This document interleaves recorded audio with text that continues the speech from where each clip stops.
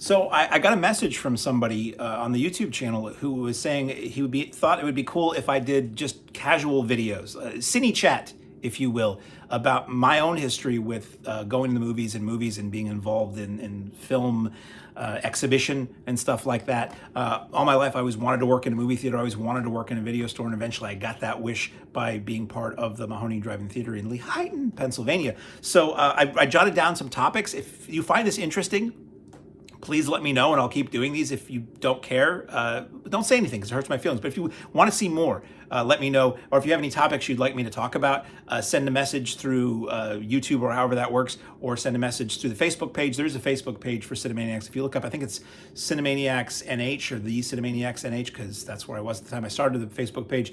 Send a message, and I'll be happy to delve into whatever topics or answer questions or whatever if you have questions for me. So I figured I would start at the beginning. So my earliest movie-going memories. I remember going to the movies. We'll do a separate one about movies on TV. Going to the movies. My belief, what I always say, because it's maybe a cooler story, my belief is that my first film was Saturday Night Fever in 1977, although research indicates it might have been 78. Research indicates I may have been wrong all these years. My earliest movie-going memory are two things. Going to see Saturday Night Fever at the drive-in. I don't remember exactly which drive-in it was. I grew up in Claremont, New Hampshire. There was the Claremont drive-in, which I deeply miss, but it's what started the mania that led me to what I do for a living now. And it might have been there. See, we had a drive-in just over the border into Vermont. There was the Ascutney drive-in, and my parents would go to either. They wouldn't really travel any farther than that to see a movie because they're just like, hey, movies is movies. So I would, I need to do the newspaper research and figure out if it was the Claremont drive-in or the Ascutney drive-in. But I always said that was the first movie I ever saw as a kid. My mother said she took me to see it because I liked the songs on the radio. I liked the Bee Gees songs that were on the radio. And she found out that, boy, was that not a film for kids. Fever, a movie I love, partly because where it plays in my own personal film history, but also I think it's a really solid, good, dramatic film with great music and performances. And it's not that happy disco movie. A lot of people think, haha, disco, woo, Saturday Night Fever. It's a serious drama that has some serious subject matter and things that are depicted and said in that film. And she found that out when she took me to see that. They later reissued it. It was so popular, and it was an R-rated film, and they're like, kids need to be able to see this without parents. We need to get this movie, we need to make even more money. So after a short period of time, they actually re-released Saturday Night Fever rated PG. And in the earliest days on home video, the Paramount VHS editions would have a sticker, and you could find either the R-rated or the PG-rated version of it, which is just the kind of thing that isn't done anymore. I know in the early days of DVD, when they talked about the potential of the branching technology on DVD, they had said that, it's possible you could have multiple versions of the same movie on the disc. You could get a version for kids and a version for grown-ups. That never really came to pass. But so I always say that I saw Saturday Night Fever was the first film I ever saw, but I also have a very early memory of seeing The Rescuers, the Disney animated film. I remember going to a dentist in my town and telling him that we had just gone to see the Rescuers. And I would have been 3. So again, 3 years old, probably not the best age for Saturday Night Fever, but an ideal age for Disney's The Rescuers. So those are 1977. I started to do the research because now there's this thing such as newspapers.com where you can go up and you can find actual movie listings, which is something I love. You don't have to go through the microfilm and the microfiche or anything at the local library. You don't have to leave the house. You don't have to put on pants. So I started looking into that, and I found that, well, Saturday Night Fever was released in December originally of 77. So there's no way I was seeing that movie at a drive-in in 1977. Where we lived in the Northeast, drive-ins closed well before December. So I had to have seen it probably the following year, which means probably it was The Rescuers was the first film that I went to see. Now, the town I grew up in, Claremont, New Hampshire, when I was a kid, before I was a kid, it had many movie theaters. Back when you could have, how many were there? There was the Magnet, there was the Tremont, there was the Latches, there was the Drive-In. That was all mostly before I was born. And then in the 1979 or so, the Claremont Triple Cinemas came. So there, for the most for the longest time, there were 4 movie theaters in a pretty small town back when, before multiplexes were a thing, and before home video, and before cable, and obviously streaming and all that, and before you'd see movies on TV. So, and they all would show different movies, and then the bills would change multiple times a week. My father told me amazing stories of how much he would get for that nickel or that dime when he was a kid back in the 40s and into the 50s going to the movies. So when I was a kid, the Magnet Theater in Claremont burned down somewhere around the time of 77. So I don't know that I ever got into that theater. The theater I initially would go to a lot was the Latches Theater, which was part of a regional chain of theaters in New Hampshire, Vermont, and I want to say maybe Massachusetts. I actually have a book that I'm just started about the Latches family and the theaters that they created. Brattleboro, Vermont still has a beautiful Latches Theater where they've done what a lot of theaters did over time, which to make money you need to be able to have more than one screen. So they would split the main auditorium, which is just a tragedy each and every time, or they would like turn the balcony into another screening room, or they would turn other spaces into screening rooms. The Latches in Brattleboro did that, but the main theater, for the minus the balcony, is still intact. It is beautiful, nice huge screen. The Latches in Claremont that I went to was one giant single screen. It was right on Pleasant Street, which is what you would call downtown Claremont, where the business district was. Had a nice big marquee that jutted out over the street. It had a nice little ramp that you would walk up to get to the doors. So it was like a little bit of like an exterior entryway lobby with a poster case there where for years after they closed, the poster for Motel Hell was there for like years into the 80s. The Motel Hell poster stayed there. And you would go through those front doors, the wooden doors with the glass and the metal bars on it, into the inner lobby, which was like, again, a little bit of a ramp that went upward and had poster cases on both sides going all the way up. You'd get to the little ticket window, which was like a little window with bars on it, which looks like an old time train station, Western train station kind of thing, where you slide your money through and you get your tickets through. And then beyond that, on the right was the candy counter, and there would be an old man who ran the place, and he sat at one of those little pylons or whatever you want to call it, mini Washington monuments, but with a flat top. What do you call that? He would tear your tickets and say, enjoy the show. He's always very well dressed. And as a kid, there were 2 staircases on either side of the doors into the theater. So it's one of those things where it was almost like Get Smart. You had these stages of presentation and showmanship and excitement that led your way into the movie theater. You had the sidewalk and the little bit of space on the sidewalk where you had that poster and you could see into the next level. You'd go through the doors to get in from the cold, and you'd have that ramp where there'd be a railing, so there'd be like an in and an out direction, and a railing, brass railing that divided the two for very busy showtimes, I guess, or lines. And you'd go up that and see even more stuff, and you'd get your candy and all that, and you'd have the 2 staircases that led upstairs to the balcony, and then you would open the doors into the theater. And even then, there was a space between the doors to the theater from the concession area and where the seating was. This is going on memory now because it's been 40-something years since I was in that space. Interestingly, sadly, the theater was let go to disrepair after like 1985 or so. For decades, it was trashed, it was vandalized, it rotted away, and the city tore down the main theater, but they kept everything up to those doors that would go into the theater, so to speak. So other businesses have existed in that space, and at one point, a video store that I used to go to moved into that space, and I was able to go back inside the remnants of the Latches again, and it was like this incredibly dreamlike moving experience for me, because this is like where my love of film started, and I was able to go back in there, and it was being used for something that was kind of like movies, even though like the doors that you would open to go into the actual theater auditorium were just a picture window that looked out onto a parking lot. So I would go to the Latches a lot. You would go into those doors, as I was saying, getting back. Who wants to be linear? I'm just yapping.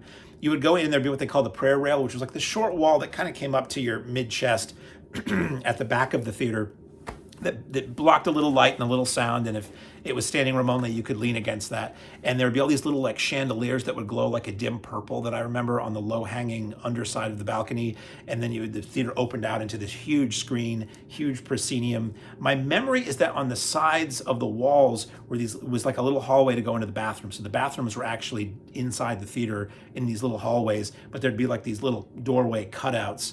So like if you could see light through those, basically dim, light to just light your way to go to the bathroom.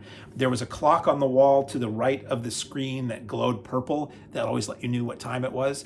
And there was a balcony that kind of wrapped around a little bit. There was a huge balcony in the back. This is my memory. I never went up there. My whole life, the balcony at the Latches was closed. And as a kid, I always was bummed that I could never go on the balcony because it was this exotic thing that you'd hear about, but you just couldn't do. And theaters didn't have anymore. And I always remember sitting in the theaters that were like this red velvety feeling to the seats that I can remember. And I remember seeing up on the left of the screen, it always looked like there was a guy up there. And I think what it was like a work light or a security light or an emergency light or something, but it was like a circle and it just looked like a silhouette of a person, which always kind of creeped me out. I always look up, is that a guy up there? The movies I remember seeing there, I remember seeing Popeye, I remember seeing Cannonball Run there. This was like 79, 80, 81. The theater closed when the aforementioned Claremont Triple Cinemas opened, which was a new strip mall 3-screen theater that opened around 79, 80. Unfortunately, as I will say, these are only my own opinions, the nature of my town was always people would have a thing and they would be true and loyal to this thing, but then a new thing that was similar would open up and everybody would flock to the new thing and the old thing would go out of business and fade away. And that's unfortunately what happened to the Latches Theater. I saw a lot of things there. I remember trailers to this day that I saw there. I remember seeing the trailer for The Devil and Max Devlin. I remember seeing the Elephant Man trailer. I remember seeing the Fort Apache, the Bronx trailer, and they would sometimes do them the way they would do it in the very early days of film, where they were called trailers because initially they came after the film, or after the first feature at least, to tell you what was coming up. So I always, as a kid, wanted to stay through the end credits because I wanted to see those previews because it was a little something extra that you might get there. I remember they had the kind of popcorn that came in the folding boxes that were square. And I remember the owner of the Claremont Triple Cinemas later saying the reason why they had the circular popcorn cups was that the flat boxes could be, the squarish boxes could be flattened out and flung like a Frisbee at the screen and would tear the screen. So the Latches was where I saw, as I said, those films. I remember seeing Race for Your Life, Charlie Brown there. And I saw a lot of stuff there. I remember when it was very busy. I remember my mother driving my father and I and dropping him off to go see Private Benjamin back when that opened in 1980. And it was just cars everywhere and super busy and the place was packed. It was a beautiful old single screen downtown theater that I loved a lot. And once the Triple Cinemas opened on the other side of town, it's one of those classic examples of how so much commerce went for so long, where a town had businesses all over the place in the community, but there was really like a focus of business, and it was the downtown area. And that's where people went to do their grocery shopping in their department stores and bought their shoes and did all of their stuff. And urban development would be like, well, that's all very congested and high priced, but there's this land on the outside of town that's really cheap and we can really build out there. Let's build some stuff out there. That's what happened in our town. And what happened is stuff would get built out there and then more would get built out there. And it was just like a vacuum that just sucked all of the commerce and economy from what was the center of town to the edge of town, and the downtown just hit the skids basically. So the Claremont Triple Cinemas opened somewhere in 1979-80 is what I want to say, because that's the movies I first remember going to see there was around that time. And everybody went there. Everybody in my town went there, and the Latches kind of just dried up and blew away. I remember going to see The Secret of Nim at the Latches in 82, and them not having a lot of lights on in there, and the old man who ran the place being like the only person who worked there, and the ticket prices were far cheaper than the newer theater. And I remember him tearing our tickets and saying, "Tell your friends." And I remember having a sense in that exchange with him at the time, even as a 8-year-old kid, of this place is not doing well anymore. Nobody's coming here, and this really stinks because I love this place. Sometimes they would get the same movies that they had at the Triple Cinema. Sometimes they would get movies first. Sometimes they would get movies later. So the Latches did close somewhere around, I want to say, 82.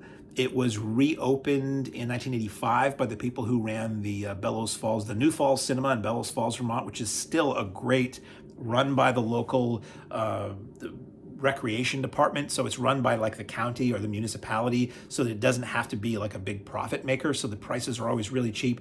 Beautiful old downtown single screen theater that's also used for like town meetings and stuff. Those people took over the Latches and tried to reopen it briefly in 1985, but the place was in disrepair at that time, and they were getting movies that were like second run, which was always what the New Falls, up to a point, the Bellows Falls Theater did that, but eventually they became first run. Once things went digital and it was easier for just anybody who wanted to film to download the file and play it. They opened in 85, the Latches, with Teen Wolf. I remember seeing Teen Wolf there. I remember they played Silver Bullet there. Maybe they just only played werewolf films there. They played E.T. When it was re-released in 85, but they played a lot of stuff at that point that was second run or it was already on video, and people just didn't care. They were used to going to the Triple Cinemas where there was copious, convenient free parking and other businesses next door. Next door to the Triple Cinemas, you had Papa Gino's on the left, where a lot of us would go and get slices of pizza for $1 or less and soda and play. The classic example of a legendary story when my friends and I would go was we had just chump change in our pockets. Literally, we would go there. Our parents would drop us off at the movies to go to see the movies, and they knew roughly when to pick us up, or we would have money to use a payphone at that time to call and tell them to come and get us. And we would go and we would get a slice and wait, and they would come in there and get us. And they had one of those cocktail tabletop, whatever you call it, the sit-down, look-down versions of video games. This was the 80s, so video games, anywhere where you could wedge a video game was just like printing money. And they had a Mr. Do game, and I remember having just like nickels and dimes and pennies in my pocket, and I put a penny in there, and it worked. And I was like, oh my God, we can play Mr. Do for pennies. And for years, I would talk with my friend about the time we played Mr. Do for pennies. So the Triple Cinemas, this is gonna be a long video. The Triple Cinemas, because then I'm gonna talk about the drive-in. The Triple Cinemas, Claremont Triple Cinemas, was a 3-screen strip mall multiplex built by a small regional consortium, which was very typical in New England. We really didn't have chain theaters. We really still don't, for the most part, have too many chain theaters in New England. There's more now than there used to be, but growing up, we didn't have an AMC, we didn't have UA theaters, we didn't have much of that stuff at all. Maybe a couple, but not many. It was like they wouldn't step foot into New Hampshire. They would proliferate in Massachusetts, but they wouldn't cross that border for some reason. So there'd be these little regional chains or people who build 2 or 3 theaters. So it was 3 screens. There were sizable screens for the day. It was very nice. It was open in '79. It was part of a strip mall, so it was a bank of glass doors, and you'd walk in, and right at the front there'd be somebody at this desk. It almost felt like a bank desk, who would sell you your ticket. And part of that same area was the concession stand, so you could hook around to the right of that and buy your food. It was that the hump that goes up to the theaters. There was a velvet rope, and you would go up into the theaters on the left side, and the right side was the exit. There'd be poster cases all along the wall there for upcoming films, and then also it would be, in Cinema 1, in Cinema 2. And at the top of that, as you got to the top, there'd be a door for the men's room and the ladies' room on either side. There would be a video game standing there. For the long time, it was the Tron video game, which I have great nostalgia for that game because it was what I used to play endlessly at the movie theater. And really not a big lobby at all. It was just an entryway to buy your tickets and the walkway up into those 3 theaters. At the top, it was a very small perpendicular area to get into the 3 theaters. Theater 1 was on the left, theater 2 was straight ahead, and theater 3 was on the right. They were all relatively similarly sized. They were at the top of that would stand the person who would tear your tickets and tell you which way to go. When you walk in, again, you'd kind of hook to a little bit of an angle so that the light from the street or the lobby would not shine into the theater, and it would be probably a couple hundred seats. It was unfortunately the style of theater of that day where it's a long auditorium and the screen is up high. So if you want to be close to the screen, the closer you get, the more of a steep rack your neck is going to be on to see the screen. And if you want to be looking straight at the screen, you have to sit farther back, and the screen is smaller, which is unfortunate. So as a kid, I always sat in the back because I didn't want anybody sitting behind me picking on me or messing with me or anything. And I always wanted an aisle seat because as a kid, I would sit there and you get somebody who was tall or wide or had very long hair, and you'd be doing this the whole time trying to look between them. So an aisle seat meant I could just lean and see the screen from wherever. That is where I got the majority of my youthful theatrical cinematic education. That is where I saw Cannonball Run, my favorite movie.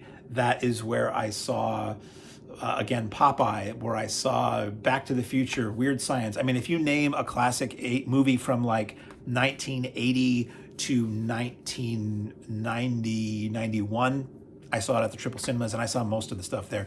I would go to matinees with my friends. I would get dropped off for that. I would go to the movies at night with my parents. I remember going to see Any Which Way You Can there, and it was sold out. Opening night, the first show is sold out, so we went to the 9 o'clock show, and I'd never been out of the house that late before, to my knowledge. I'd never been to a movie that late before, and I fell asleep. I really liked that movie. I really liked both of them, but I fell asleep during that. I remember going to see later Godfather 3, and it was all automated. It was a platter system, so they really didn't have projectionists that were upstairs all the time. They just had somebody who'd push the button and make it go, and the staff was all like youths at that point, and I went to see Godfather 3 with my father, and we sat down and watched it. And a few minutes into the movie, the thing goes, it might have burned too, but And we all sat there and waited, and the lights came up, and the woman came in, and she's like, "Oh, the film's all bunched up in the projector.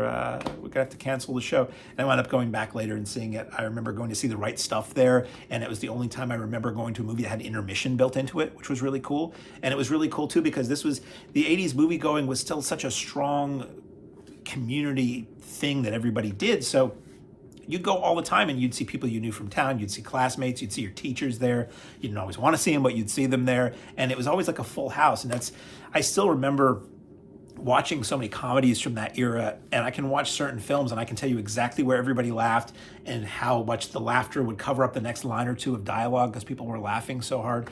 So many memories of there, so many memories of the trailers that I saw there. I remember seeing a trailer for The Return of Captain Invincible, which looked like this weird comedy that really appealed to me, and it just never got released in theaters. It went straight to video several years later.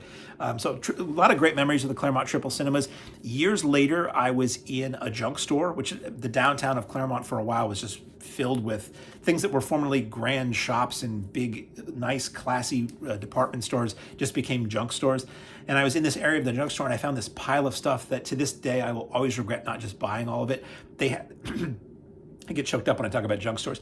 They had the original poster cases from Claremont Triple Cinemas. They had all the original slicks that they would put above it saying starts Wednesday, coming soon. And they had the original posters. And it's almost like a dream because they were the posters that I remember seeing when I was a kid. So it was the Cheech and Chong Nice Dreams poster. And it was Sharky's Machine poster. It was all these posters from the period of time when I was first going there. And like an idiot, I didn't find somebody, they weren't priced, and I always have this thing about if it's not priced, they want too much. I didn't find somebody and ask them how much it was because I should have paid whatever it took to get that stuff, because to be able to own a piece of your childhood theater is such a rare opportunity. Nobody takes pictures of these places. Nobody keeps anything from these places. It's as far as I know, it's just a job and people just throw stuff away when a place goes out of business. So that's the Claremont Triple Cinemas. Also, there was the Claremont Drive-In Theater, which we went to pretty regularly as a kid. I have fond memories of that. I loved the drive-in as a kid. It was such a unique, different experience. It was being out late at night. They would show cartoons. They would show the intermission countdown that I love to this day that we show at the Mahoning and I love, which was the 4 minutes till showtime. My favorite is, of course, the golfer that stands behind the lady golfer and you hear a boing sound and her eyes get real wide and it says 4 minutes to go. That was the one that my drive-in showed, the Claremont Drive-In. And I remember seeing a lot of stuff there. I remember seeing one of the Apple Dumpling Gang movies, some of the Herbie movies, Cannonball Run 2, Spaceballs. The most battered print I'd ever seen first run of a film was Poltergeist 2. That's sometimes too the B feature, or the feature they would show first that wasn't the main movie everybody wanted to see, would be already out on video at some point. So they were not that attractive. Like I'd already seen Poltergeist 2 at home on HBO, and it was so choppy. It was such a beat up print. I have a story that I'll make you go to my podcast. Go to the Mahoning Drive-In Radio podcast, episode 007, because I picked the numbers. That is my own pilot for that show. I tell the story of going to see The Night the Lights Went Out in Georgia and Flash Gordon in full. I remember going to see those at the drive-in. That's a little bit of a story. I just remember loving the drive-in. It was the biggest screen I'd ever seen, and just seeing movies with my parents in the car was really cool, and the speakers that you would hang on the window was really cool, and the snack bar that we never went into. For whatever reason, my parents were like, you got food at home. Or we would eat at home before we went out because we lived close enough and it started late enough that, in the summertime, movies aren't going to start until 8 or 9 o'clock. So we would eat dinner and then go. We would bring a cooler, which I still have. It was the old Igloo cooler with the red bottom, little push button. I still have that. That was the cooler we always took to the drive-in if we wanted to bring drinks or something like that. I always remember seeing kids sitting on the roofs of the cars or laying on the roofs of the cars, and I always wanted to do that. My parents were like, no, you'll scratch the roof. You'll dent the roof. I remember going on the merry-go-round at the drive-in. Again, all this is contained within that podcast if you go find it. I remember going on the playground that they had under the screen, and I was dragged mercilessly on the merry-go-round because it was just spinning like crazy, and I went to get on it, and I just was holding on for dear life and being dragged. So I loved the drive-in. I saw a lot of stuff there. It was always family stuff. They showed horror and stuff like that too, but for the most part, it was mainstream movies that I went to see. That drive-in closed in 86 or 87. I want to say The Untouchables was one of the last things I remember them playing there. That became a parking lot, unfortunately. The Latches, as I said, went away and is now a storefront that probably doesn't have a business in it, but the marquee is still there. And I will say about the Latches, they did retain the stairway and exterior lobby for the balcony at the Latches. So when I went back that time to be able to look at the video store that was in there and just be in that space again, I was able to fulfill a decades in the making dream come true. I was able to walk up the stairs and go up to the balcony, even though if the balcony wasn't there. And what was funny was that was the video store, that was the porn section. So I was able to fulfill a childhood dream of going into the balcony or up to the balcony at the Latches where there was a rack of adult DVDs. So the Latches closed in '85 for good. Cripple Cinemas went out of business because, again, everybody started going somewhere else to go to the movies. The new theater that was really not anywhere near as good, but it had more screens, opened in Lebanon, New Hampshire, about 40 minutes away, 30 minutes away. Everybody started going there, and our Triple Cinemas went away, and that became a clothing store. Years later, they put in Claremont Cinema Center in what the end of that block of strip mall block was. Used to be was it a Grand Union? It was a grocery store. That became a 6-screen multiplex, which wasn't that great, but it was the only thing that the town had until recently, where streaming apparently killed that, unfortunately. The Claremont Drive-In closed in '87. So now Claremont, the town that I grew up in, I'm going to bring this to a close. God help us, a half hour later. The town that I grew up in, going to the movies, where my love for movies grew. You're seeing me do this because of the movies, the options that I had in that town at that time.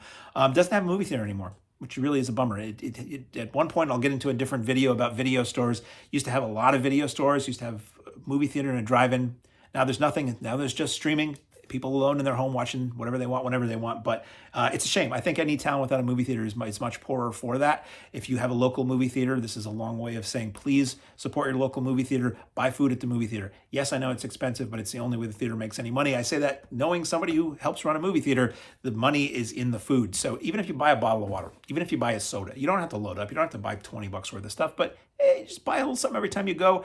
It ensures that the theater stays in business. So again, tell me what you think in the comments if you want me to do more of these. I've got a list here. I got movies on local TV stations. I got movies on cable. I got video store memories. I got getting a VCR. I've got various video formats I could talk about. Being involved in local college film society. All kinds of stuff like that. If you're interested, I'll keep yapping.